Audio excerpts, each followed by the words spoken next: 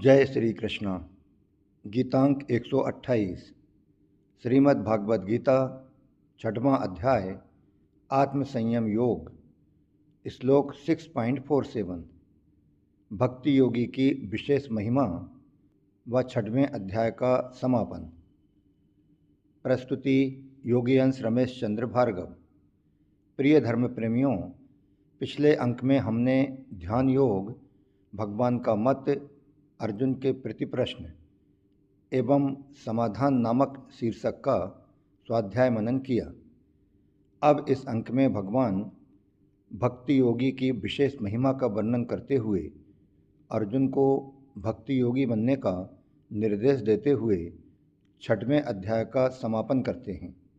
आइए जानते हैं।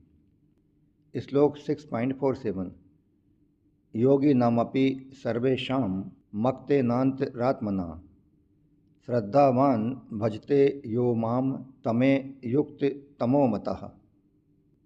अर्थात संपूर्ण योगियों में भी जो श्रद्धावान भक्त मुझ में तल्लीन हुए मन से मेरा भजन करता है, वह मेरे मत में सर्वश्रेष्ठ योगी है, जिनमें जड़ता से संबंध विच्छेद करने की मुख्यता है, जो कर्मयोग, सांख्ययोग, हठयोग, मंत्रयोग, लय योग आदि साधनों के द्वारा अपने स्वरूप की प्राप्ति में ही लगे हुए हैं। ऐसे योगी सकाम तपस्वियों, ज्ञानियों और कर्मियों से श्रेष्ठ हैं। परंतु उन संपूर्ण योगियों में भी केवल मेरे साथ संबंध जोड़ने वाला भक्ति योगी, जो मेरे पर श्रद्धा और विश्वास करता है, अर्थात जिसके भीतर मेरी ही सत्ता और महत्ता है, ऐसा भक्ति योगी ही सर्वश्रेष्ठ है। मैं भगवान का हूँ और भगवान मेरे हैं। इस प्रकार जब स्वयं का भगवान में अपनापन हो जाता है, तब मन स्वतः ही भगवान में लग जाता है, तल्लीन हो जाता है। फिर खाते पीते, उठते बैठते, चलते फिरते, सोते जागते आदि सभी क्रियाओं में मन भगवान का ही चिंतन करता है, भगवान में ही लगा रहता है।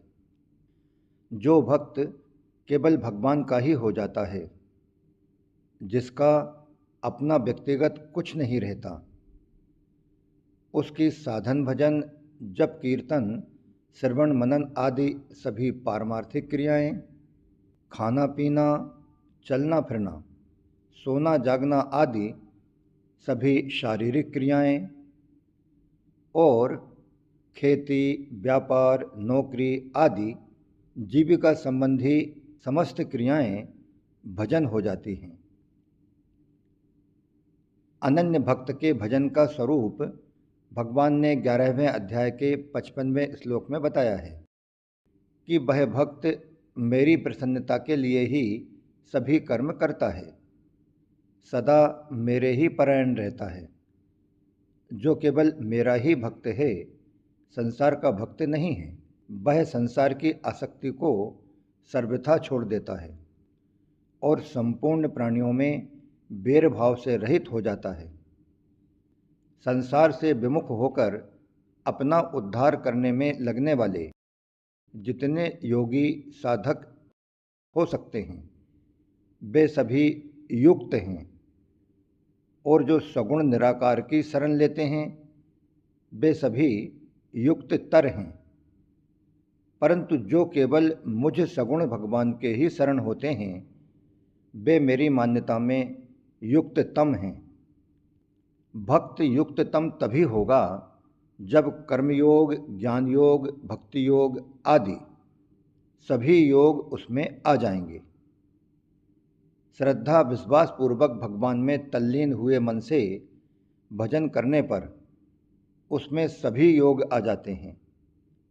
कारण कि भगवान महायोगेश्वर हैं, संपूर्ण योगों के महान ईश्वर हैं। तो महायोगेश्वर के शरण होने पर शरणागत का भला फिर कौन सा योग बाकी रहेगा? फिर तो वह संपूर्ण योगों से युक्त हो जाता है। इसलिए भगवान उसको युक्ततम कहते हैं।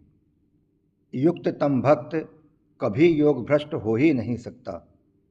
कारण यह है कि उसका मन कभी भी भगवान को नहीं छोड़ता, तो फिर भगवान भी उसको कभी नहीं छोड़ते।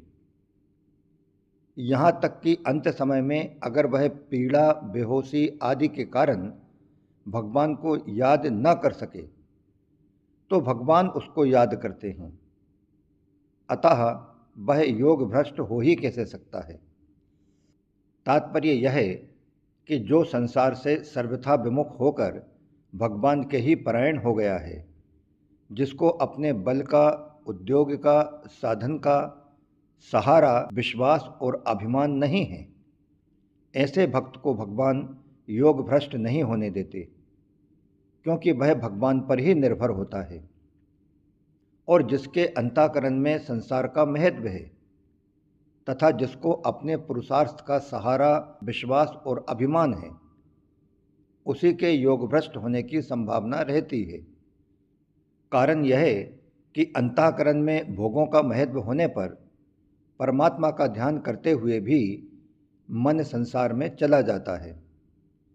इस प्रकार अगर प्राण छूटते समय मन संसार में चला जाए तो वह योग भ्रष्ट हो जाता है।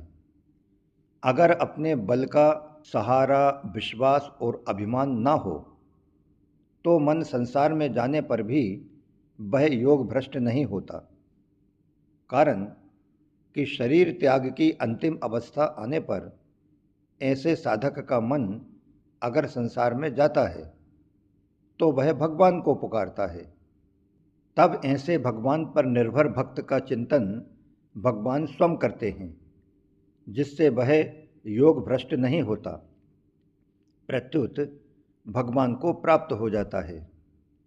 भगवान द्वारा यहाँ भक्ति योगी को सर्वश्रेष्ठ बताने से ऐसा प्रतीत होता है, मन में ऐसी शंका आती है कि दूसरे जितने योगी हैं उनकी पूर्णता में कुछ न कुछ कमी रहती होगी। दरअसल संसार का संबंध विच्छेद होने से सभी योगी बंधन से सर्वथा मुक्त हो जाते हैं, निर्विकार हो जाते हैं और परम सुख, परम शांति, परम आनंद का अनुभव भी करते हैं। अतः इस दृष्टि से तो किसी की भी पूर्णता में कोई कमी नहीं रहती, परंतु जो योगी अंतर आत्मा से भगवान में लग जाता है, भगवान के साथ ही अपनापन कर लेता है, उसमें भगवत प्रेम प्रकट हो जाता है। वह प्रेम प्रति क्षण क्षति और पूर्ति से रहित होता है। ऐसा प्रेम प्रकट होने से ही भगवान ने भक्ति योगी को अन्य योगियों की अपेक्षा सर्वश्रेष्ठ माना है। 5वें अध्याय के आरंभ में अर्जुन ने पूछा कि सांख्य योग और कर्म योग, इन दोनों में श्रेष्ठ कौन सा है?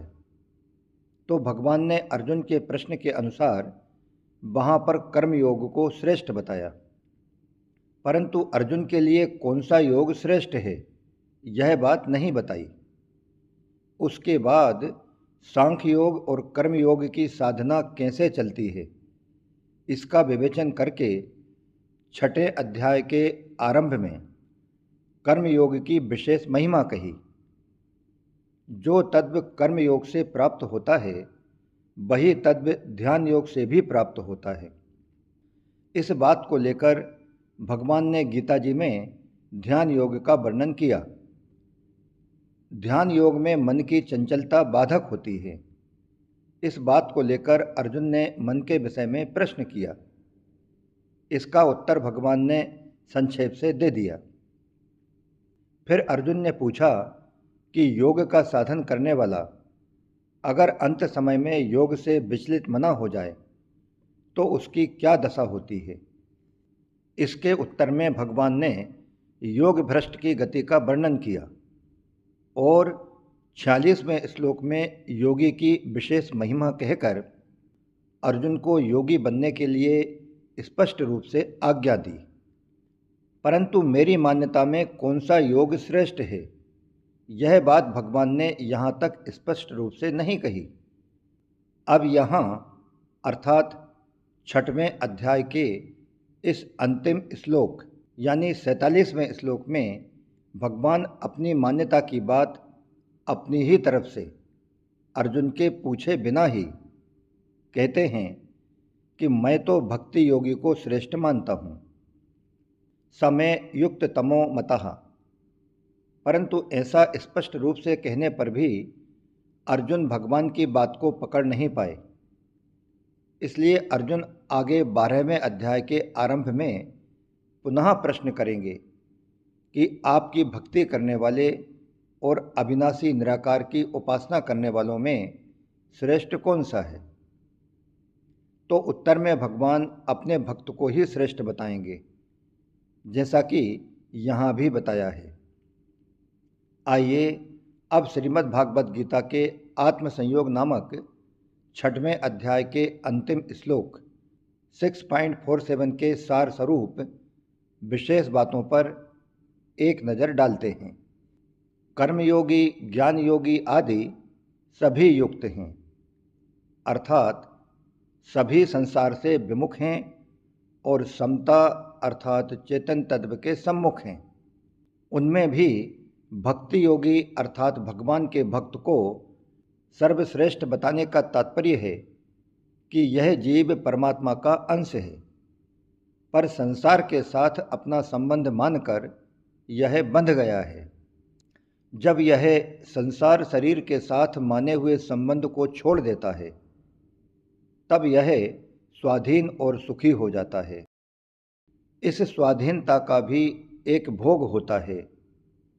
यद्यपि इस स्वाधीनता में पदार्थों, व्यक्तियों, क्रियाओं, परिस्थितियों आदि की कोई पराधीनता नहीं रहती, तथापि इस स्वाधीनता को लेकर जो सुख होता है, अर्थात मेरे में दुख नहीं है, संताप नहीं है, लेस मात्र भी कोई इच्छा नहीं है, यह जो सुख का भोग होता है, यह स्वाधीनता में भी परिच्छिन्नता अर्थात पराधीनता है।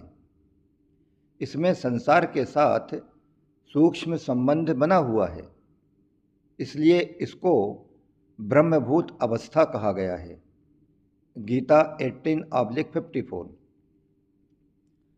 जब तक सुख के अनुभव में स्वतंत्रता मालूम देती है, तब तक सूक्ष्म अहंकार रहता है, परंतु इसी स्थिति में अर्थात ब्रह्मभूत अवस्था में स्थित रहने से वह अहंकार भी मिट जाता है।